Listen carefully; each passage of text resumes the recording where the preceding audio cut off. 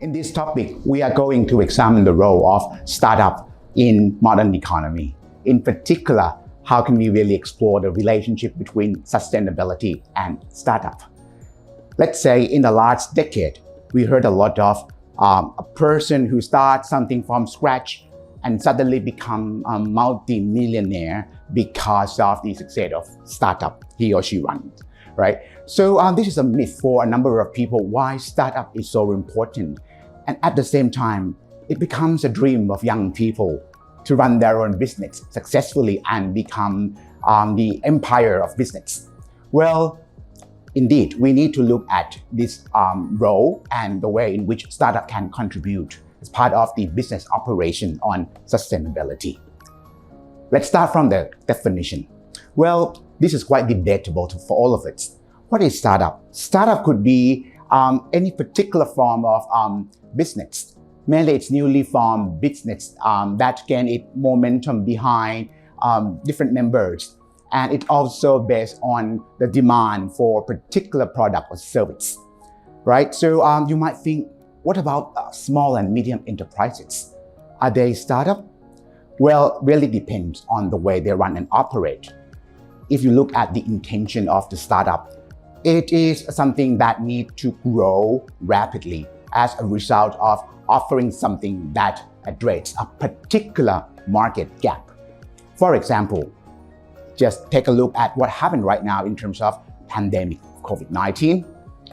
We have been disrupted in so many ways. In education, for example, e-learning was just an alternative in the past. But with this market gap and with the situation of COVID-19, we can really observe the rise of EdTech, a new form of education startup worldwide that provide different forms of services for university, parents, students, and teachers.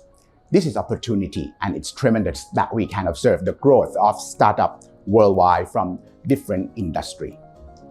Some of you may look at startup from the technology perspective and assume that it is startup when it has some technological angle into it.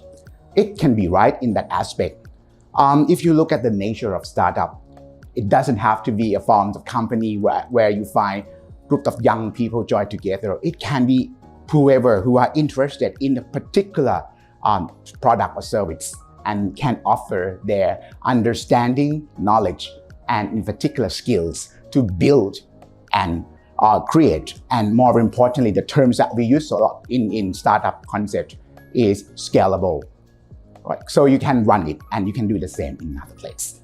There are no fixed parameter on what type of company can be considered a startup, but the term that most frequently applies to high-tech companies creating products that leverage technology to offer something new, or perhaps products that perform an existing task in a novel way.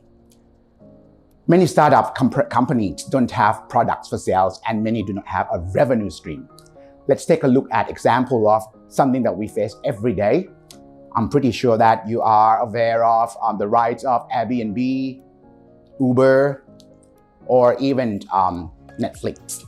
All of this start from a group of people who are interested in finding solution for a particular problem. If you think of Airbnb, one of the major players in the hospitality industry, they don't own any hotel at all, but they can control the whole supply chain of hotel industry. How could they do that? Simply because of technology. And that's why we can see that technology play a pivotal role in startup. And similarly, there are no firm rules on when a strategy is to be considered a startup.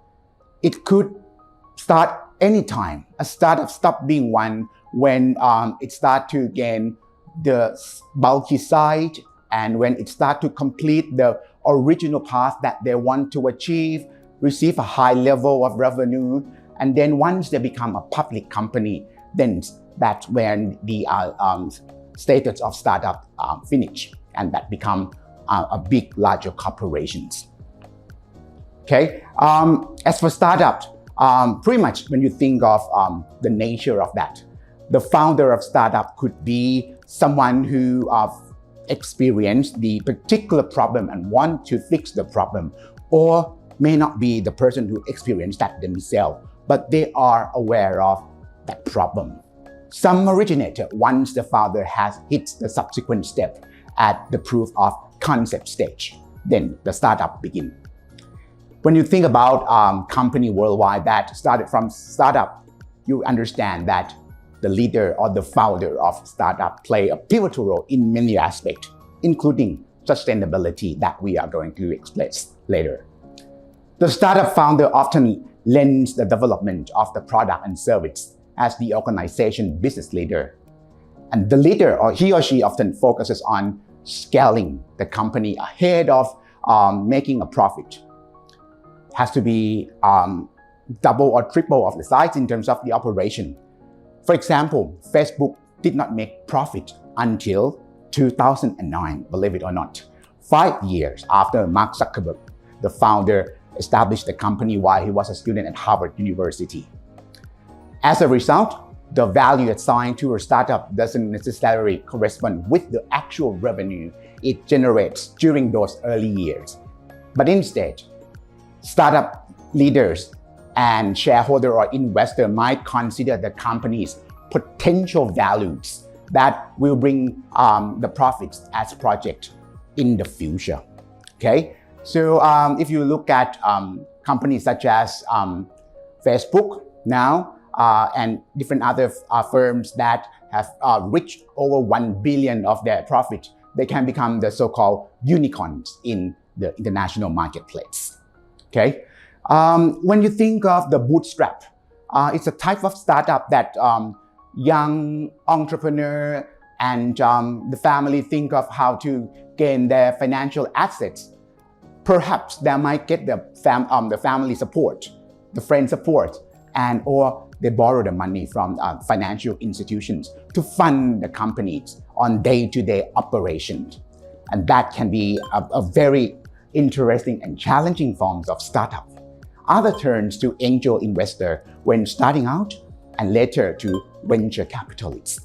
So indeed, when you think of the investment in the startup business, there are so many opportunities. And in Southeast Asia, where we are residing, we have witnessed the growth of financial institutions from the government as well from the non-government sectors that trying to engage with startup creator and provide them with access to finance in order to create the real value through different mechanisms of finance. One thing that they want to work with the new startup is to instill the concept of sustainability as part of the startup operation from day one. Okay, this is important. Another form is incubators.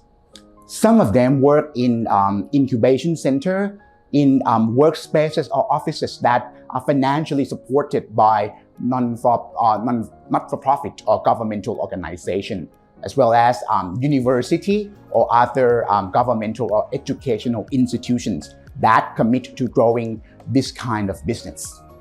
As such, these supporting entities frequently provide seasoned business leaders and successful entrepreneurs to mentor startup leaders. Startup investors, along with the founders and other leaders within startup, often recoup their investment when they sell their startup to a larger or perhaps more established companies with experience. That's what we call strategy or growth strategy.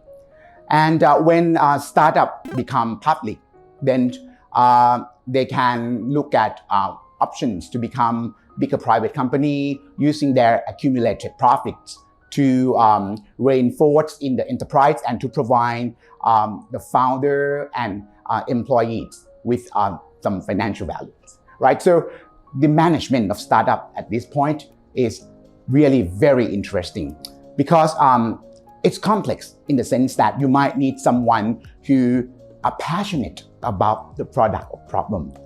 At the same time, you need someone who understands the financial aspect of business. And at the same time, you might need to look for someone who understands the technical and market part of business. Well, if you look at these particular issues, you might find there is a gap on sustainability. how can we really insert sustainability into this? Well, in the next part of this conversation, I will lead the conversation on sustainability and startup.